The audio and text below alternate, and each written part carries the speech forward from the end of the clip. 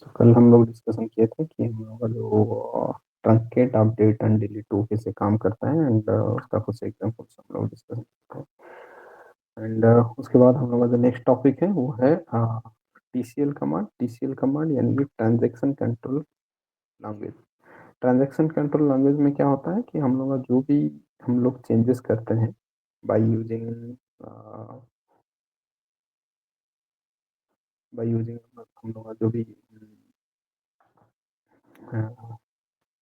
DML statement में mainly हम लोग का जो डेटा पे चेंजेस होता है उसको हम लोग को कमिट या फिर रोल बैक करना पड़ता है। आप बोलोगे चेंजेस तो डीडीएल एंड डीसीएल पे भी होता है बट उस पे हम लोगों का कंट्रोल नहीं होता है क्योंकि उसको ऑटोमेटिकली ओरेकल कमिट कर देता है। सिंस ओरेकल उसको ऑटोमेटिकली कमिट कर देता है then we can go for roll back और कमिट क्योंकि ऑलरेडी कमिट हो जाता है सिस्टम के द्वारा।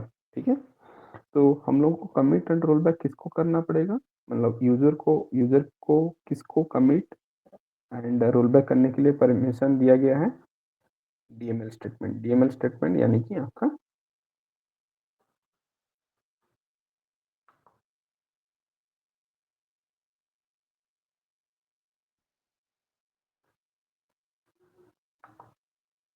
डीएमएल स्टेटमेंट यानी कि आपका इंसर्ट अपडेट डिलीट। तो इसका मतलब ये हुआ कि ओनली इंसर्ट अपडेट डिलीट को हम लोग क्या कर सकते हैं, कमिट या फिर रोल बैक कर सकते हैं। अदर देन दैट हम लोग और किसी को कमिट रोल बैक नहीं कर सकते।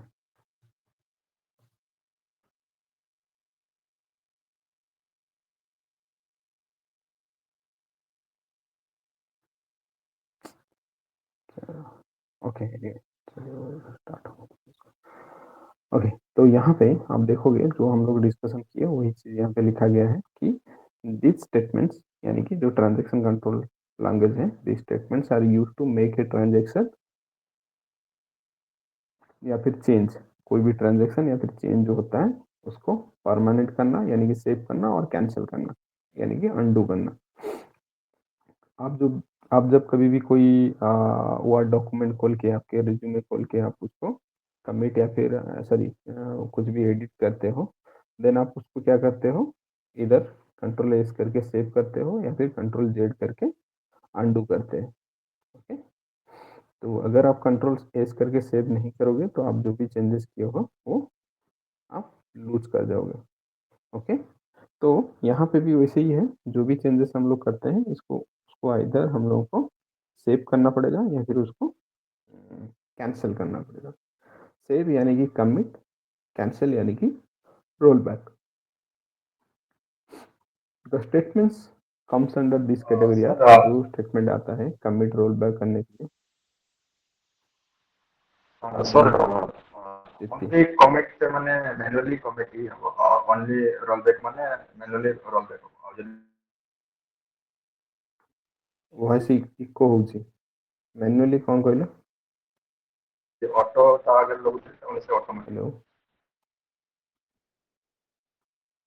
हाँ डीडीएल डीएमएल डीसीएल टा ऑटोमेटिक होଉଛି, सॉरी डीडीएल डीसीएल टा डीएमएल टा हम पाखरे कंट्रोल अछि, वी कैन मैन्युअली कमिट और we can manually roll back only DML. DML statements, the DML statement कौन कौन अच्छी डीएमएल स्टेटमेंट है, इंसर्ट अपडेट डिलीट। ओके, ମୁଁ ପଚାରୁଥିଲି ମାନେ ଧର ଯୋଉ ମାନେ ଓନଲି ଖାଲି କମିଟ୍ ଆଉ ରୋଲ୍ ବ୍ୟାକ୍ କରୁଛନ୍ତି ମ୍ୟାନୁଆଲି ଅଛି ମ୍ୟାନୁଆଲି ହବ ଆଉ ଯଦି ତା ଆଗରେ କି ଅଟୋ ମାନେ କିୱାର୍ଡ ଯଦି ଲାଗିଲା ତାହେଲେ ସେ କଣ ना ना मैनुअली ଅଟୋମେଟିକ किसी ମାନେ नहीं, एसक्यूएल माने मैनुअली नहीं तुमको कमिट करिया पड़ियो माने कमांड थ्रू। मैनुअली कौन कहूछ, मैनुअली मु बुझी पानी। ମାନେ ମୁଁ ମାନେ ଥରେ ଦେଖିଥିଲି ଯେ ମାନେ ସେଟା ଅଟୋ କମିଟ୍ ଏମିତି ଲେଖା ହେଇଥିଲା ଅଟୋ ରୋଲ୍ ବ୍ୟାକ୍ ऑटो ଏମିତି କିଛି कमिट ନାହିଁ କି? ऑटो रोल बैक मीन्स जोड़ा सिस्टम करे, जोड़ा सिस्टम करे। ओके, जो डीडीएल डीएमएल स्टेटमेंट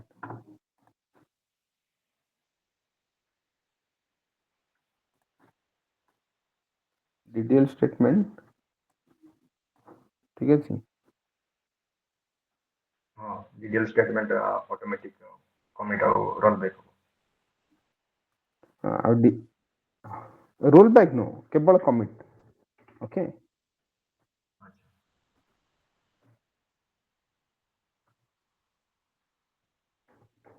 केवल कमिट हुए रोल बैक हुए कमिट हबो okay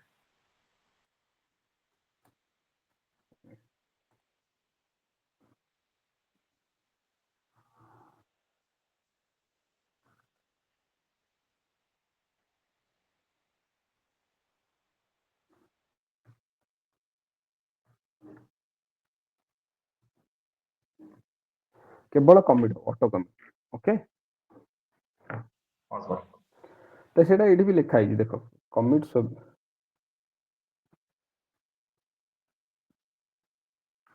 commit save roll back cancel और सेव पॉइंट जोड़ा another way to roll back commit देखो कमिट कौन ना it is use to make a transaction permanent जोटा कि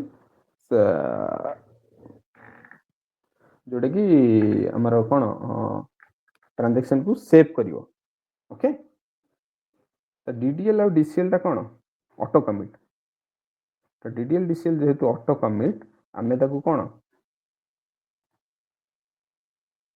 ताकू रोल बैक करि परियोनी कि आमे आम पाखरे ताकू कमिट करियार भी अथॉरिटी नाही कहने से ऑटोमेटिक कमिट हो जाउची ना जदि गोटे जिनस ऑटोमेटिक कमिट हो जाउची ताको तुम फिर कौन कमिट करियो जोटा ऑटोमेटिक कमिट होउनी सेगुडाक तुम कमिट करियो ताले ऑटोमेटिक कमिट कोउटा होउनी कि जोगुड़ा ऑटोमेटिक कमिट नहला तुम से गुड़ा को कौन कर परियो रोल बैक भी कर परियो ओके हां सर रोल बैक कर परियो कि ताकू कमिट कर परियो आ कमेंट सेगुड़ा होउची हमर DDL statement sorry DML statement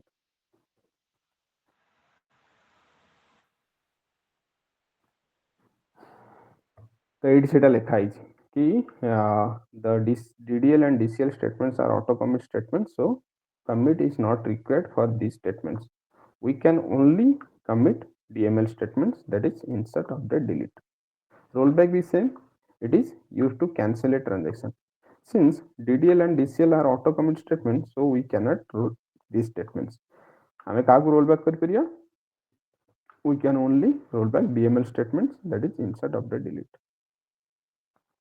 note ଏଇଠି ଯୋଉ ଅଟୋ ରୋଲ ବ୍ୟାକ୍ ଅଟୋ ଇଏଟା କହୁଥିଲ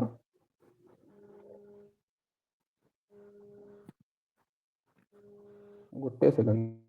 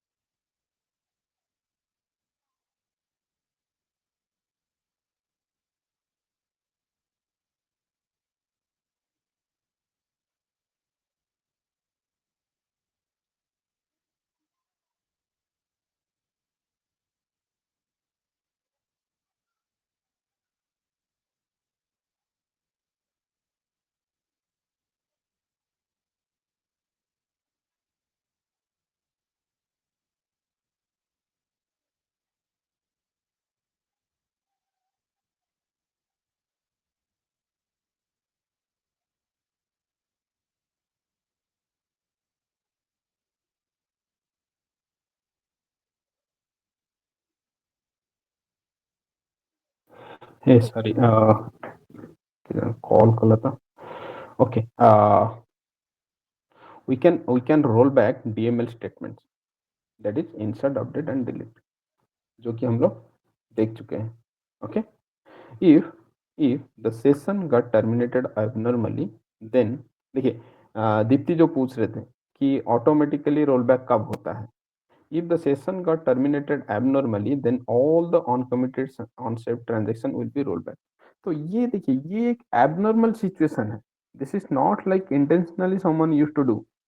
Okay, तो इसको आप कंसिडर नहीं कर सकते. ये abnormal situation. Okay, if the session got log off by user, then all the uncommitted on-saved transaction will be committed. तो आप अगर सेव करना भूल जाते हो, ठीक है, एंड आपका सिस्टम अनवांटेडली अनइंटेंशनली क्लोज हो जाता है, देन सारे लॉग ऑफ हो जाएंगे. आप अगर इंटेंशनली उसको बंद करते हो तो सारे सेव हो जाएंगे, कमिट हो जाएंगे. ओके, तो ये कमिट रोल बैक हम लोग कल देख चुके हैं, डिलीट, अपडेट और इसके केस में, इंसर्ट के केस में. ठीक है, तो उसको हम लोग आगे जाके और भी डिस्कशन करेंगे उसके ऊपर. तो ये छोटा छोटा छोटा जो कमांड है, insert sorry commit roll back, तो ये हम लोग हमेशा यूज करेंगे एंड हम लोग थ्रू आउट द कोर्स को प्रैक्टिस में ले सकते हैं. ओके, यहाँ पे और एक क्वेश्चन है कि what are all statements will be roll back and why. क्या होता है कि आप क्या किए, एक इंसर्ट किए, एक डिलीट किए, एक अपडेट किए एंड क्रिएट किए.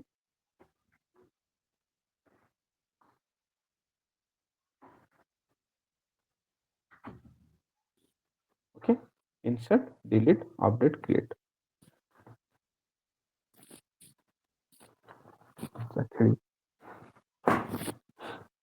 Insert, delete, update, create, then delete. Okay, उसके बाद रोल बैक. तो अभी क्वेश्चन है, ये इंसर्ट हुआ, ये डिलीट हुआ, ये अपडेट हुआ, ये डिलीट हुआ, तो हम लोग ओनली इंसर्ट, अपडेट, डिलीट हम लोग रोल बैक कर सकते हैं. डीडीएल स्टेटमेंट यानी क्रिएट को रोल बैक नहीं कर सकते हैं एज पर द रूल. तो जब ये रोल बैक होगा तो कौन कौन से स्टेटमेंट रोल बैक होंगे और क्यों? कौन कौन से स्टेटमेंट रोल बैक होंगे और क्यों? बोलिए. हेलो. तो सर इसमें से तो सारे सिंपल, ही रोल बैक हो सकते हैं अनटिल एंड अनलेस वो कमिट नहीं हो गए हैं. लेकिन ऑटो कमिट हो जाता है ना डीडीएल स्टेटमेंट. यहाँ पे एक डीडीएल स्टेटमेंट की क्रिएट, ये भी तो अगर कमिट कमिट हो हो गया है जाता है तो ना. फिर कोई भी रोल बैक नहीं होगा. कोई भी नहीं होगा. ठीक से देखिए, नंबर 1 पे ये इंसर्ट हुआ, नंबर 2 पे डिलीट, नंबर 3 पे अपडेट, नंबर 4 पे क्रिएट, फिर नंबर 5 पे डिलीट, फिर आपने रोल बैक किया. तो कौन कौन से रोल बैक होंगे और क्यों? सर इंसर्ट, डिलीट, अपडेट देखिए और उसके बाद क्रिएट के बाद ये मुझे लग रहा सारे है रोल बैक डिलीट हो होगा. जाएंगे ये.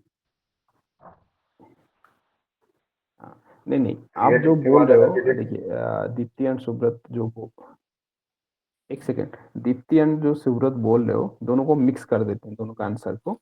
देखिए, जैसे सुब्रत बोले कि यहाँ पे क्रिएट एग्जीक्यूट हुआ, जिसमें ऑटो कमिट एक एग्जीक्यूट हो गया, कमिट, तो सारे सेव हो जाएंगे, कोई भी रोल बैक नहीं होगा.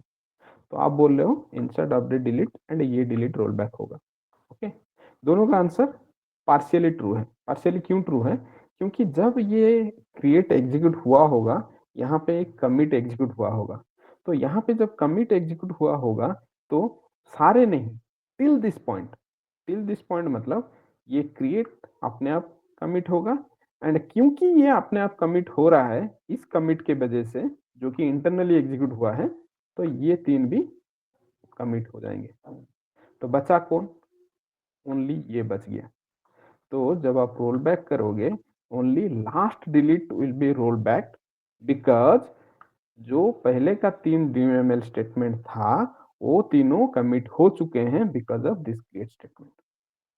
ओके, तो यहाँ पे आंसर क्या होगा, last delete statement will be roll back because when create was executed that time one commit statement was executed unknowingly.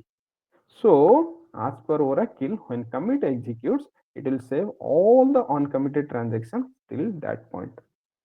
Okay, तो ये है आपका एक क्वेश्चन जो कि related to commit roll back आ सकता है.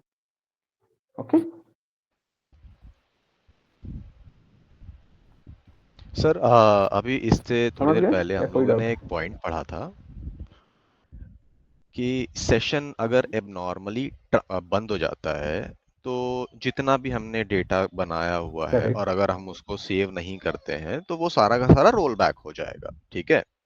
तो अब यहाँ पे एक लॉस्ट, सिनेरियो है, मान हाँ, लीजिए मैंने एक रोल बैक हो पूरा जाएगा. टैब जो है ट्रंकेट कर दिया, ठीक है। अब ट्रंकेट रोल बैक नहीं हो सकता और सेशन मैंने एबनॉर्मली क्लोज कर दिया, क्या वो डेटा रोल बैक होगा या नहीं होगा? हाँ, सुनिए सुनिए, नहीं होगा, क्योंकि आप जब ट्रंकेट यूज करते हो इमीडिएटली ट्रंकेट के अंदर ही एक कमिट चल जाता है, ठीक है, वो ऑनसेप्ट होके नहीं रहता है, वो सेव्ड हो जाता है, समझ गए? ओके। तो आप उसके बाद आप नॉर्मली क्लोज कर रहे हो, उससे उससे पहले नहीं. ट्रंकेट एग्जीक्यूट हुआ at the same time, fraction of second आपका कमिट भी एग्जीक्यूट हो गया है.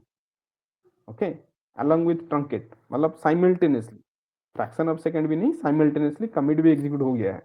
उसके बाद आप नॉर्मली क्लोज करो, चाहे नॉर्मली क्लोज करो, चाहे कमिट करो, रोल बैक करो, कुछ नहीं होगा. ओके, वो कमिट हो चुका है अलॉन्ग विथ ट्रंकेट, वो एक साथ में चल जाता है. ओके, ओके, इफ सपोज, और एक question, if suppose you have committed after delete, कल जो विशु पूछ रहे थे वही क्वेश्चन का आंसर है. If suppose you have committed after delete but you want to roll back, then what you will do. आपने डिलीट कर दिया या फिर ट्रंकेट कर दिया, जो भी है आप कर दिए, जो कि परमानेंटली लॉस्ट हो गया. डिलीट करने के बाद कमिट कर दिया या फिर ट्रंकेट कर दिया आपने, तो परमानेंटली लॉस्ट हो गया. अभी आप रोल बैक करोगे तो आएगा नहीं, तो क्या करोगे? फर्स्ट ऑफ ऑल, आज ए प्रोडक्शन सपोर्ट इंजीनियर, ये क्वेश्चन आता है तो आप ये बोलोगे, फर्स्ट ऑफ ऑल आज a production support engineer I use to take backup before delete. वो बोलेगा no, you have forget to take the backup, आपने बैकअप लिया नहीं था डिलीट करने से पहले. तो आप बोलोगे so I can restore from there, अगर बैकअप लिया हूं तो. एल्स, अगर बैकअप नहीं लिया हूं तो else I will engage database admin and backup team to help us to restore from backup drive. Restore करने के लिए बैकअप ड्राइव से उनको एंगेज करेंगे एंड बैकअप करेंगे, ठीक है. फिर आता है ये सेव पॉइंट. सेव पॉइंट जो है आउटडेटेड है, इसको यूज ज़्यादातर कोई भी आजकल नहीं कर रहा है, बिकॉज आपको समझ में आ जाएगा इसका ड्रॉबैक क्या है. क्योंकि हम लोग यहाँ पे जैसे कभी भी कुछ भी हम लोग commit insert, sorry, delete insert update कुछ भी करते हैं, तो मान लीजिए मैं बहुत सारे डिलीट लिखा, बहुत सारे अपडेट लिखा, बहुत सारे इंसर्ट लिखा, और उसके बाद में अगर एक बार में रोल बैक करूंगा सारे रोल बैक हो जाएंगे. ऐसा नहीं कि जो रिसेंटली जो अपडेट हुआ है वही रोल बैक होगा, जो डिलीट हुआ है वो रोल बैक नहीं होगा, ऐसा नहीं. जितने भी अनकमिटेड ट्रांजेक्शन है वो सारे रोल बैक हो जाएंगे, या फिर आप अगर कमिट करते हो तो सारे कमिट हो जाएंगे. अब बोलोगे क्या ऐसा ऑप्शन नहीं है कि ओनली लास्ट वाले को ही मैं रोल बैक कर पाऊँ? नहीं, ऐसा नहीं. लेकिन एक उसमें एक छोटा-सा आपको हेल्प मिलता है सेव पॉइंट से. क्या है वो हेल्प? वो पूरी तरीके से भी नहीं कि आप चाहो तो बीच में से किसी को रोल बैक कर सकते हो, या फिर लास्ट वाले को रोल बैक कर सकते हो, या फिर फर्स्ट वाले को रोल बैक कर सकते हो, ऐसा नहीं. आप क्या करोगे, जब भी आप create insert sorry update insert delete आप कर रहे हो डीएमएल ऑपरेशन, तो आप सेव पॉइंट बनाते हुए जाओगे, यानी कि bookmark kind of things. Okay, तो आप जब रोल बैक करोगे, आप लिखोगे roll back to that bookmark या फिर दैट सेट पॉइंट. तो क्या होगा, एंड से लेके उस सेट पॉइंट तक सारे रोल बैक हो जाएंगे. तो यहाँ पे जैसे मैंने क्रिएट किया है set point STUDINC. Okay, set point STUDINC, उसके अंदर एक इंसर्ट लिखा है. ऐसा नहीं कि एक स्टेटमेंट रहेगा, आप मल्टीपल लिख सकते हो. मल्टीपल इंसर्ट, मल्टीपल डिलीट, एक सेट पॉइंट के अंदर बहुत सारे इंसर्ट, अपडेट, डिलीट रह सकते हैं। ठीक है, आपने, मैं सपोज एक लिखा हूँ, फिर सेट पॉइंट std upd ऐसे किया, मैंने यहाँ पे एक अपडेट स्टेटमेंट लिखा। सिमिलरली आप यहाँ पे बहुत लिख सकते हो। फिर मैंने सेट पॉइंट std del किया, फिर यहाँ पे एक डिलीट लिखा। आप इसमें भी बहुत सारे लिख सकते हो। आप अगर इतना सारा मेहनत करने के बाद सिंपली आप रोल बैक लिख दोगे तो ये सारे रोल बैक हो जाएंगे, आपका मेहनत का कोई वैल्यू नहीं रहेगा। तो इसीलिए मैं बोलता हूँ इसका उतना मतलब फीचर्स जो है वो स्ट्रांग नहीं है, इसलिए ज़्यादा यूज नहीं होता है, यानी कि आउटडेटेड होता है। ओके, मान लीजिए आप बोलोगे मैं roll back to save point studinc करूंगा, जैसे कि ये वाला roll back to save point studinc, तो ये हो गया आपका फर्स्ट सेव पॉइंट। तो क्या होगा, ये starting from last save point to till the first save point सब रोल बैक कर देगा, then also all will be roll back, तो भी कोई फायदा नहीं है। तो मान लीजिए आप बोलोगे मैं लिखता हूँ roll back to save point std, तो ये फायदा आपको क्या देगा कि ये लास्ट से लेके यहाँ तक, यानी कि ये दोनों रोल बैक होंगे, ये रोल बैक नहीं होगा, ये स्टिल आपके रोल बैक सेगमेंट एरिया में है। आप उसको चाहो तो कमिट या फिर रोल बैक कर सकते हो बाद में, या फिर आप अगर ओनली लिखते हो कि roll back to save point studel, तो यहाँ तक रोल बैक होगा, यानी कि एक ही रोल बैक होगा, ये दोनों अभी भी आपके रोल बैक सेगमेंट एरिया में है, आप उसको कमिट रोल बैक कर सकते हो। तो in this way you can do like you can use the set point to do the rollback. Okay, set point is used to roll back the statements till that set point starting from the last set point. तो आप जो set point लिखते हो वहां तक roll back हो जाता है starting from last set point.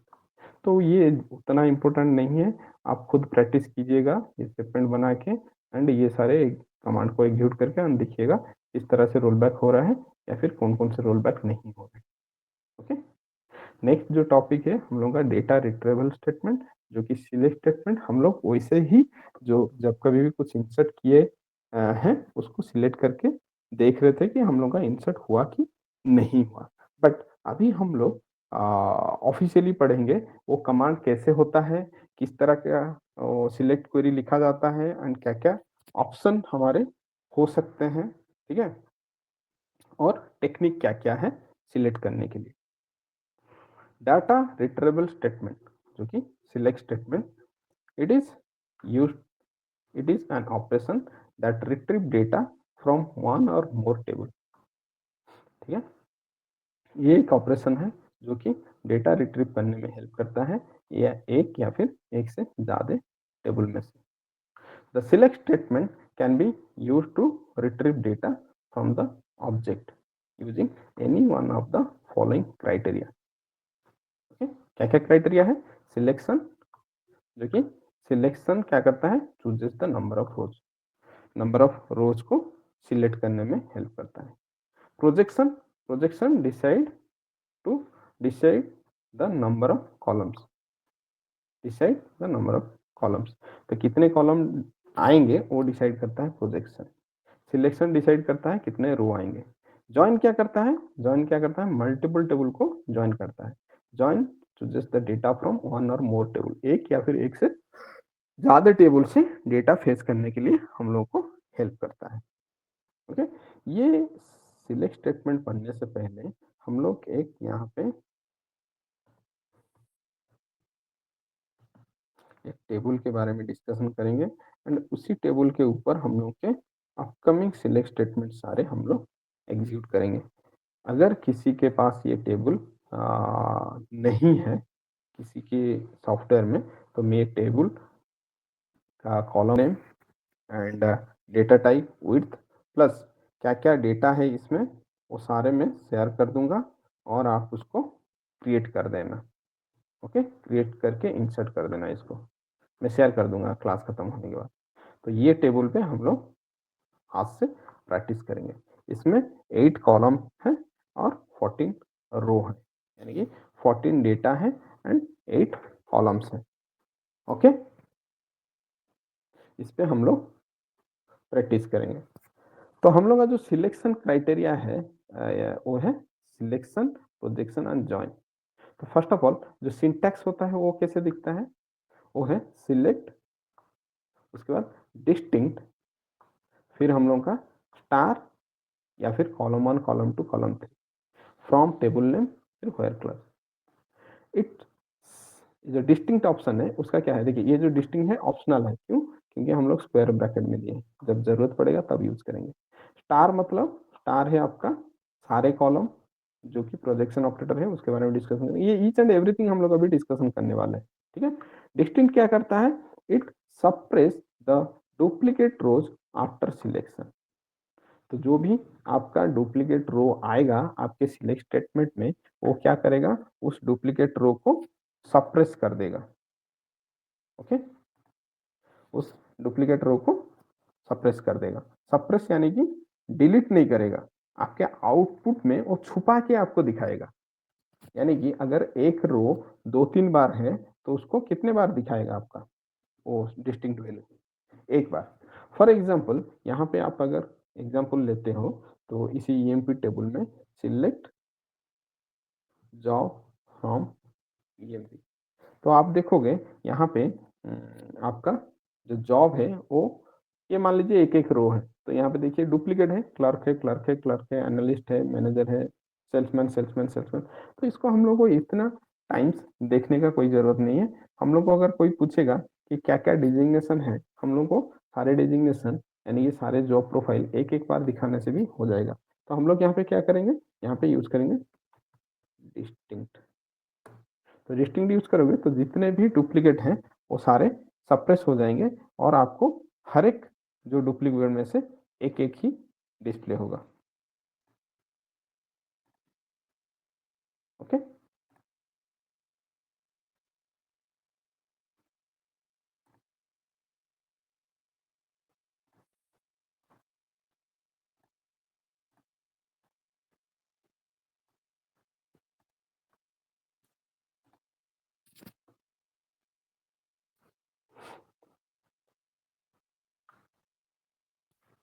Okay, तो डिस्टिंक्ट का काम क्या है, सप्रेस करना।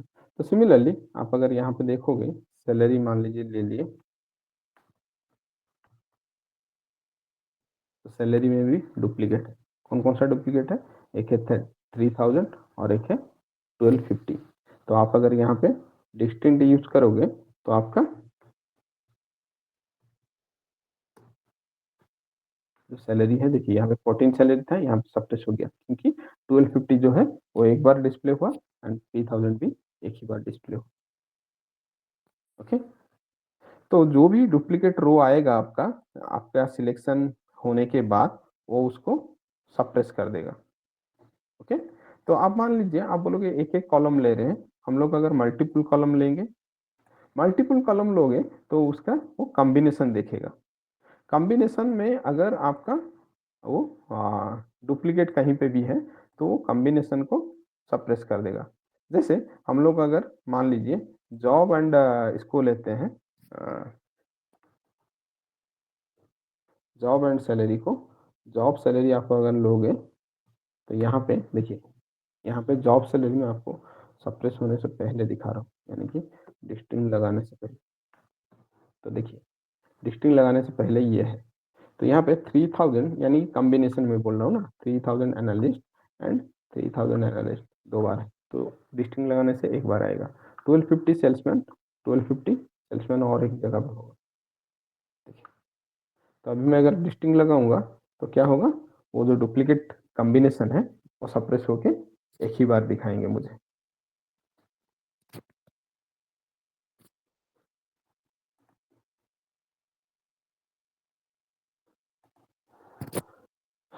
एक सेकंड है, थोड़ा पानी।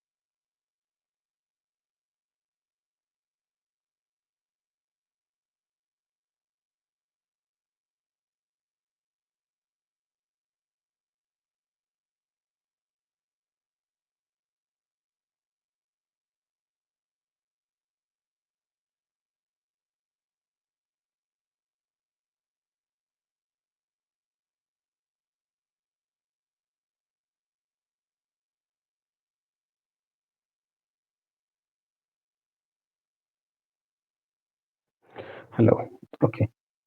तो जैसे हम लोग का डिस्टिंक्ट है, डिस्टिंक्ट का जैसे हम लोग का ये काम है, तो सिमिलरली हम लोग का यहाँ पे प्रोजेक्शन ऑपरेटर यानी कि star, it it used to display all columns of a table.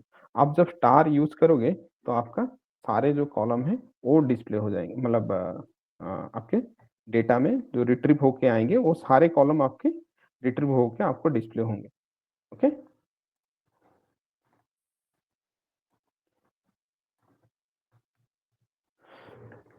तो जैसे कि यहाँ पे सिलेक्ट स्टार फ्रॉम ईएमपी, तो से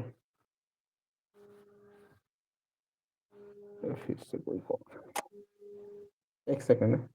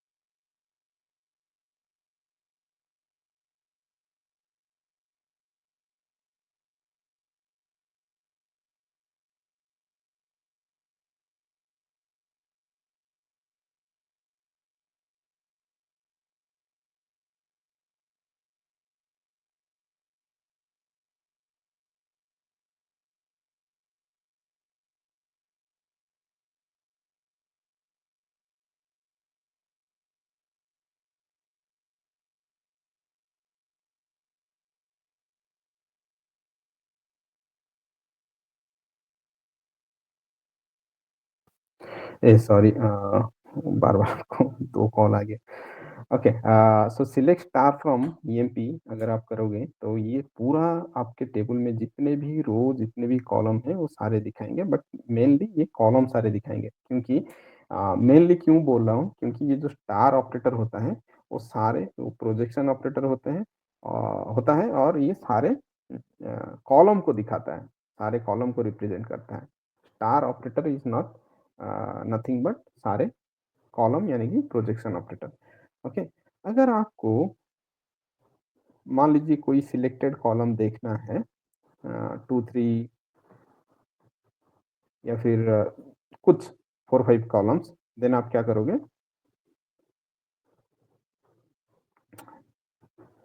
वो कॉलम को सिलेक्ट करोगे instead of star. Instead of of star आप पर्टिकुलर कॉलम को सिलेक्ट करोगे एंड वो पर्टिकुलर कॉलम के ही डिटेल आपको यहाँ पे डिस्प्ले होंगे। तो वही चीज़ यहाँ पे लिखा गया है देखिए, कर्ली ब्रेसेस में ईदर स्टार और कॉलम 1, कॉलम 2, कॉलम 3 कॉमा दे देगी। ओके, तो सिलेक्ट स्टार फ्रॉम ईएमपी क्या करता है? It will display all columns from EMP table. आपके जो selected column select EMP number E name sal department number from EMP, it will display only 4 columns which we have mention. जितने हम mention करेंगे उतना ही आएगा। ओके, फिर आता है आपका where clause. Where clause mainly हम लोग अपडेट में देखे हैं, हम लोग डिलीट में भी देखे हैं, तो सेम यहाँ पे भी वही है। ओके, सेम है लेकिन यहाँ पे सिलेक्ट यानी कि रिट्रीव करने में हम लोग को हेल्प करेगा। द नंबर ऑफ रोज ये डिसाइड करता है कि आपके कितने नंबर ऑफ रोज आएंगे, जिसको आप बोलते हो यहाँ पे selection. Selection chooses the number of रोज। तो सिलेक्शन इज नथिंग बट आपका व्हेयर। व्हेयर क्लॉज जो है आपका सिलेक्शन है, यानी कि आप कंडीशन दोगे, कंडीशन के हिसाब से जो जो रो में उस कंडीशन को सेटिस्फाई करेगा वही वही रो आपको डिस्प्ले होंगे। मान लीजिए यही जो हम लोग अभी लिखे सिलेक्ट स्टार फ्रॉम ईएमपी, तो हम लोग के सारे रो आ रहे थे सारे कॉलम के साथ, but if suppose you want to display particular row based on your condition, जैसे कि E name equal to Scott. यहाँ पे स्कॉट जो है आपको अपर केस में देना पड़ेगा क्योंकि ये केस सेंसिटिव है। यहाँ पे देखिए स्कॉट अपर केस में, तो आप देखोगे जो जो एम्प्लॉय का नाम स्कॉट होगा वही डिस्प्ले होगा। यहाँ पे एक ही एम्प्लॉय का नाम स्कॉट है तो एक ही डिस्प्ले हो रहा है। अगर मल्टीपल एम्प्लॉय का नाम स्कॉट होगा तो मल्टीपल डिस्प्ले होगा। जैसे मैं यहाँ पे लिखूंगा salary equal to 1250, salary equal to 1250, तो जिन जिनका सैलरी 1250 है वो दिखाएगा। 2 एम्प्लॉय का सैलरी 1250 है, सैलरी वो दिखा रहा है। अगर 10-12 एम्प्लॉय का सैलरी 1250 होता तो 10-12 एम्प्लॉय का दिखाता। तो कंडीशन जिन जिनका सेटिस्फाई होगा वही वही रोज डिस्प्ले होंगे। तो ये यहाँ पे व्हेयर क्लॉज डिसाइड कर रहा है ना कौन कौन से रोज चूज होंगे। तो where clause mainly chooses the rows. Okay, तो आप बोलोगे क्या जो हम लोग का व्हेयर क्लॉज स्टार के साथ यूज होता है, कोई सिलेक्टेड कॉलम हम लोग नहीं दे सकते? Yes we can give. हम लोग को अगर चाहिए सैलरी जिन जिन का 1250 है वो दिखाए, लेकिन जो टेबल है उसमें से केवल ये कॉलम दिखाए, ये EMP number, E name, salary, department number, ये 4 कॉलम दिखाए एंड जिन जिनका सैलरी 1250 है वही दिखाए। तो यहाँ पे 4 कॉलम और जिनका सैलरी 1250 है वही दिखा रहा है। तो you can combine the selection and projection together. Okay, तो हर क्लॉज में क्या क्या कंपेयर हो सकते हैं? हर क्लॉज में values in columns, constant values, arithmetic expression, functions, ये सारे वैल्यूज इन कॉलम तो अभी हम लोग देखें, ये जो कॉलम है इसका वैल्यू हम लोग देखे कंपेयर कर रहे हैं। फिर हम लोग देखेंगे कांस्टेंट वैल्यू कैसे यूज होता है, अरिथमेटिक एक्सप्रेशन कैसे यूज होता है अपकमिंग क्लासेस में, फंक्शन कैसे यूज होता है हर क्लास में। Okay, for the time for now तो नोट सेक्शन में लिखा है कि इन ओरेकल जो मैंने बोला कि आपको डेटा यहाँ पे स्कॉट अपर केस में लिखना पड़ेगा, क्या ये भी हम लोग का केस सेंसिटिव है? ये सिलेक्ट फ्रॉम ईएमपी नहीं, ये जो कॉलम नेम है या फिर टेबल नेम है या फिर जो ओरेकल का कीवर्ड है ये सारे केस सेंसिटिव नहीं है। आप उसको कैपिटल में लिखो, यानी कि अपर केस में लिखो, लोअर केस में लिखो, जो भी केस में लिखो, कोई फर्क नहीं पड़ता।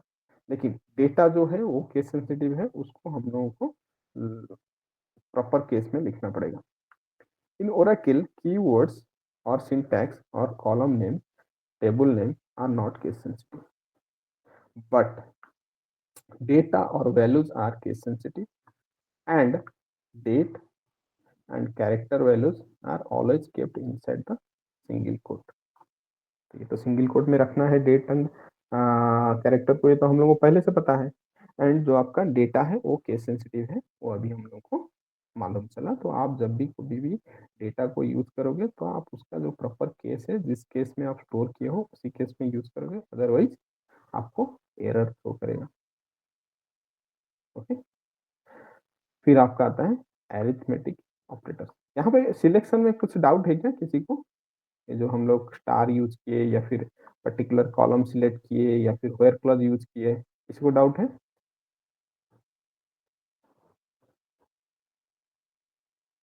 ओके, डाउट नहीं है तो नेक्स्ट हम लोग का क्या है, एरिथमेटिक ऑपरेशन ऑपरेटर्स। ओके, जैसे हम लोग वेयर क्लॉज में इक्वल टू ऑपरेटर यूज कर रहे हैं, उस तरह से हम लोग को दूसरे जो है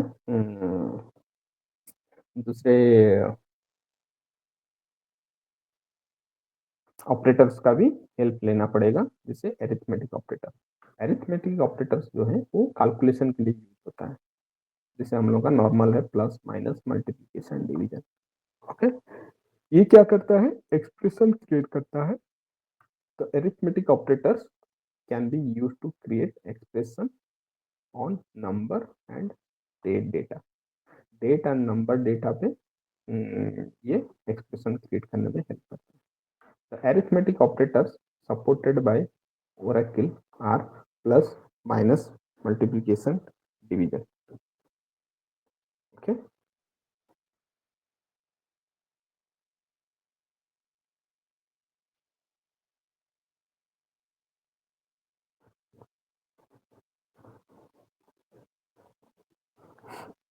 तो प्लस में आप लोग क्या कर सकते हो, मान लीजिए मैं आपको पूछूंगा, एक कंपनी में आपको अलाउंस मिलता है एंड आपको मंथली सैलरी मिलता है। ओके, तो आपको पूछूंगा कि टोटल सैलरी कितना है, तो आप क्या करोगे?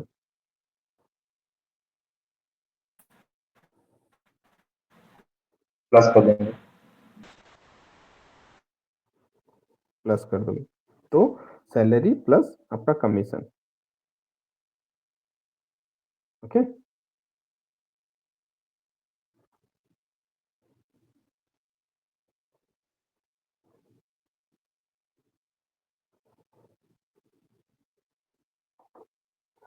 तो प्लस करोगे तो क्या होगा आपका, दोनों का जो दोनों मिलके जो टोटल सैलरी वो दिखाएगा।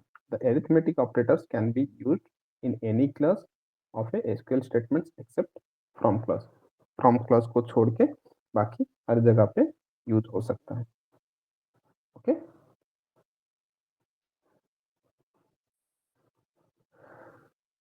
ओके, तो यहाँ पे देखिए, यहाँ पे जो सैलरी इंटू 12 लिखा है, इसका मतलब क्या है, कौन बोलेगा मुझे? Salary into 12 means what? क्यों हम लोग सैलरी इंटू 12 किए? 1 ईयर की लिखा है, हम्म? 1 ईयर की लिखा है इसका क्या प्रॉपर पैकेज किससे जो है। बोले? एनुअली जो पैकेज रहती है हाँ, एनुअल सैलरी। उसके लिखा है। एनुअल सैलरी जो है वो दिखाएगा। ठीक है, तो यहाँ पे देखिए ये एनुअल सैलरी दिखा रहा है। ओके, ओके, तो मैं बोलूँगा अगर 20% इंक्रीज कर दूं हर किसी का सैलरी तो कितना होगा? तो सैलरी इंटू 1.2, या फिर आप अपना जो फॉर्मूला क्या, salary plus salary divided by 100 into, ऐसे करके, मतलब 100 divided by 20, salary plus salary into 100 divided by 20, ऐसे करके भी कर सकते हो। ओके, या फिर ऐसे डायरेक्टली भी कर सकते हो। तो सैलरी अगर 100 बाई 20% इंक्रीज किया तो इतना हो जाएगा। तो इसको होयर क्लॉज में भी हम लोग यूज कर सकते हैं। जैसे कि आपको अगर मैं पूछूंगा किन किन का एनुअल सैलरी जो है वो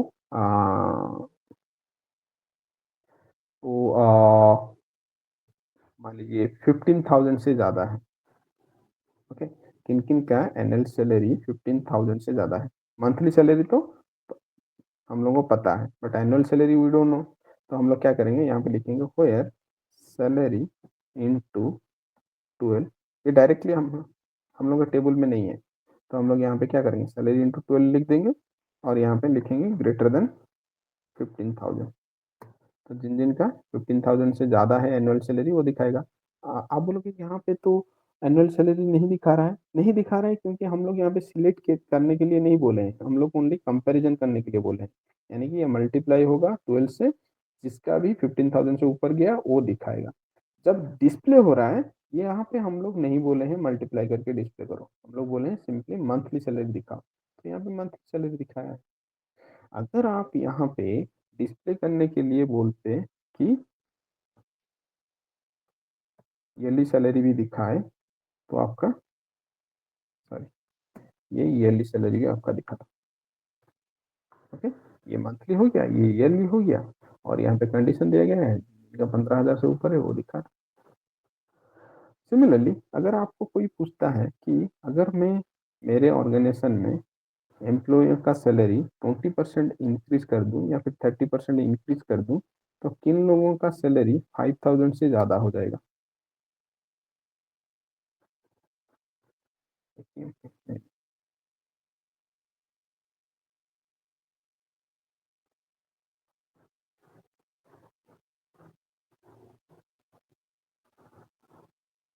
सॉरी, एक ही कोई होगा, किस किस का सैलरी 3,000 से ज़्यादा हो जाएगा। ओके, मैं अगर 0.3% सॉरी 30% एम्प्लॉयों का इंक्रीज करता हूँ तो 3,000 से ऊपर ये लोगों का होगा, 5,000 से एक ही आदमी जाएगा। ठीक है, सही है।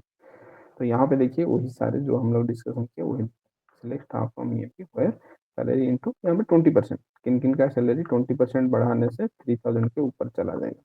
Display the employee details who all are getting more than 3,000 after getting 20% hike.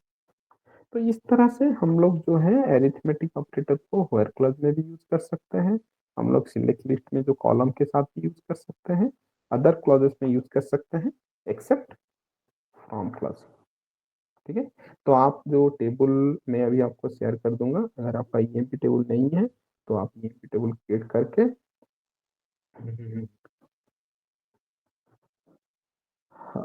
आप ईएमपी टेबल क्रिएट करके उसमें डेटा इंसर्ट करके ये सारे जो है एग्जांपल्स प्रैक्टिस कीजिए। नेक्स्ट क्लास में हम लोग और सिलेक्ट के बारे में पढ़ेंगे। ठीक है, मोस्टली हम लोग का जो है अभी सिलेक्ट के बारे में ही डिस्कशन होगा। ओके, 4-5 क्लास या फिर उससे ज़्यादा, फिर हम लोग क्रिएट को फिर से रिविजिट करेंगे। ओके,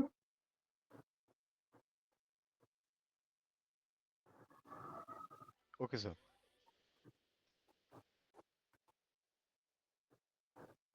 किसी को कुछ डाउट है आज के क्लास में या फिर लास्ट क्लास से?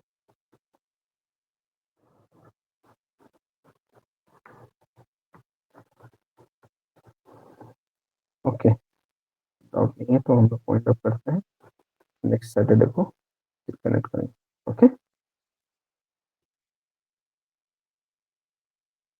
जॉब मार्केट ମାନେ ଏମିତି କହିପାରିବନି ବହୁତ ବୁମ୍ ହେଇକି ଅଛି କି ଏତେ ଖରାପ ବି ନାହିଁ, ତ ଆଭରେଜ ଅଛି ଆଉ, ବୁଝିପାରିଲ। ସିଲେକ୍ସନ ହଉଛି କାହିଁକିନା ଏବେ ଏବେ ଗୋଟେ ଟ୍ରାନଜିସନ ଫେଜରେ ଚାଲିଛି, ମାନେ ଟ୍ରାନଜିସନ ଫେଜ, ତମ ପାଖରେ ଟ୍ରାନଜିସନ ଫେଜ କ'ଣ, ମାନେ ପୁରୁଣା ଟେକ୍ନୋଲୋଜି ଯାଉଛି, ନୂଆ ଟେକ୍ନୋଲୋଜି ଆସୁଛି, ଆଉ ପୁରୁଣା ଏମ୍ପ୍ଲୟି ବାହାରୁଛନ୍ତି, ନୂଆ ଏମ୍ପ୍ଲୟି ହାୟର ହଉଛନ୍ତି, ଏମିତିକା ଗୋଟେ ଫେଜ ଅଛି ହେଲା। तो लोक प्रिफर करुँच यंग डायनामिक लोगों को लेकिन कंपनी मैंने काम करिया लगे। मतलब अभी इनका क्वेश्चन है कि मार्केट कैसा है, तो मार्केट अभी कैसा है कि मार्केट अभी चेंजिंग स्टेज में है। चेंजिंग स्टेज मतलब आप बोलोगे चेंजिंग स्टेज में मतलब, चेंजिंग स्टेज मतलब आपका जो फेज है कि अभी नए लोग हायर हो रहे हैं, पुराने लोग जो कि आउटडेटेड हो चुके हैं, जो लोग काम नहीं कर रहे हैं, उन लोगों को कंपनी निकाल रहा है। ओके, तो इस तरह का सिचुएशन। जॉब है, ऐसा नहीं कि जॉब मार्केट पे इम्पैक्ट हुआ है, जॉब है लेकिन कंपनी वाले अपना फ़िल्टर कर रहे हैं, ठीक है? हर किसी को रख के बहुत जो पुराने एम्प्लॉयी हैं वो ज़्यादा सैलरी भी ले रहे हैं, काम उतना प्रोडक्टिविटी वे में नहीं कर रहे हैं, तो अभी एक फ़ेज़ है ट्रांज़िशन फ़ेज़, ओके? तो मार्केट ठीक है, मार्केट ऐसा नहीं है कि पूरा एकदम खत्म। आप ट्राई करोगे तो आपको जॉब मिल जाएगा, ऐसा है मार्केट, ओके? ठीक, चलिए रखता हूँ हाँ?